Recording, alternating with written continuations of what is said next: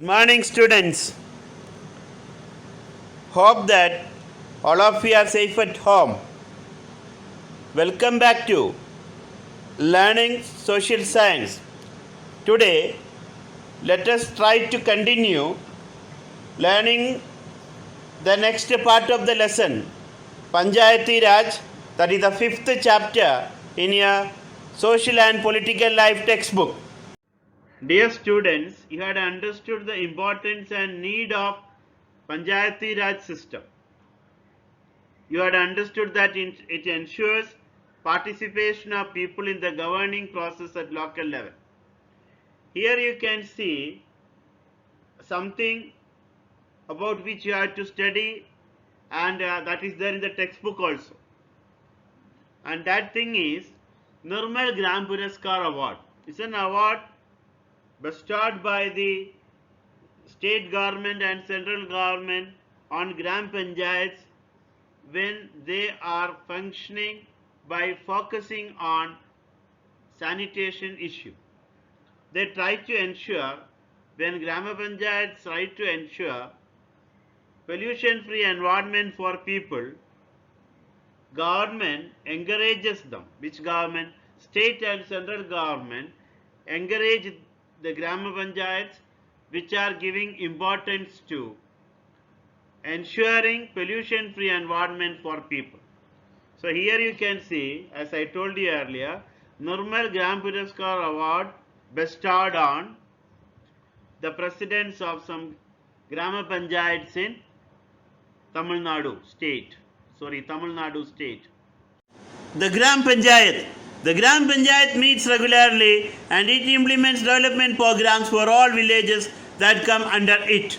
The work of the Gram Panchayat, as you have already understood, has to be approved by the Gram Sabha. Gram Sabha forms committees like construction and development committees to discuss about construction and developmental activities. You will be eager to know, how do Gram Panchayats help state governments and central government to ensure welfare for all? What are the important functions of the Grama Panchayat? Let us try to find out these things now. The works of Gram Panchayat include the construction and maintenance of water sources, roads, drainage and school buildings.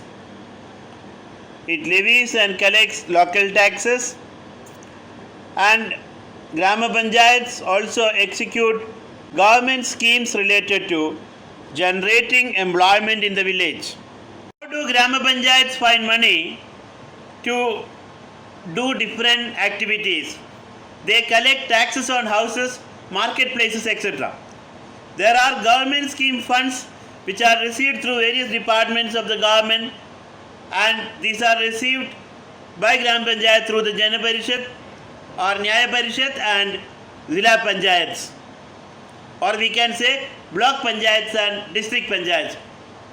Grama Panchayats receive donations for community work.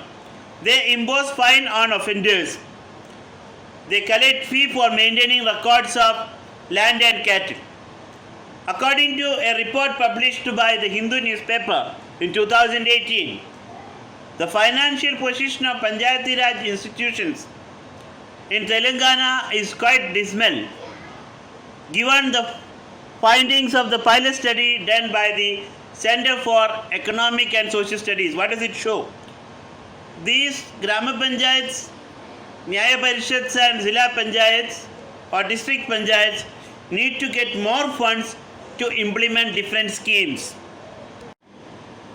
3 levels of panchayats. Panchayati Raj system is a process through which people participate in their own government, and it is the first level of democratic government. The idea of people's participation in the Panchayati Raj system extends to 2 other levels. One is the block level. There is a government at block level, and it is also known as the Nyaya Parishad. It's like a local court. It settles minor disputes and provides justice to all. There is usually one Nyaya Parishad for 3 or 4 villages. Above the Nyaya Parishad comes Zilla Parishad. It supervises and guides Panchayat Samitis. Rules and functions of Grama Panchayat or the way they are elected, all these things differ from state to state. So within the guidelines of the Indian Constitution, each state in India has its own laws with regard to panchayats. The idea is to provide more and more space for people to participate and raise their voices, demand what they want. Pandit Jawaharlal Nehru had laid the foundation of Panchayati Raj in Nagaur in Rajasthan. So this concept of ensuring participation of people in the governance at rural and urban levels, at local level, it is not something new.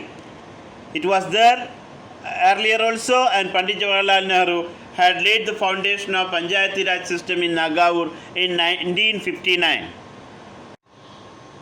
Now let us try to understand how do state governments help Panchayati Raj system. State governments provide financial help in the form of grants to carry out plans for development of villages. The state government keeps a strict watch on the working of Panchayati Raj institutions by appointing a secretary. Always the secretary is appointed by the state government, and secretary maintains a record of the work done by these institutions. These institutions mean Grama Panchayats or Block Panchayat or District Panchayat. And when this Panchayati Raj system was introduced, it could empower women. In 1993, it was decided that 33% of seats should be reserved for women in Panchayati Raj institutions. The Panchayati Raj system has helped in the empowerment of village women. Here is an assignment for you. Please try to find out answers of these questions. Write a short note on the sources of income for Gram Panchayats. The second question is, examine the role of Panchayati Raj system in ensuring the empowerment of women. With this session has come to an end. That's all for the time being. Thank you for being with me. Take care. Stay safe.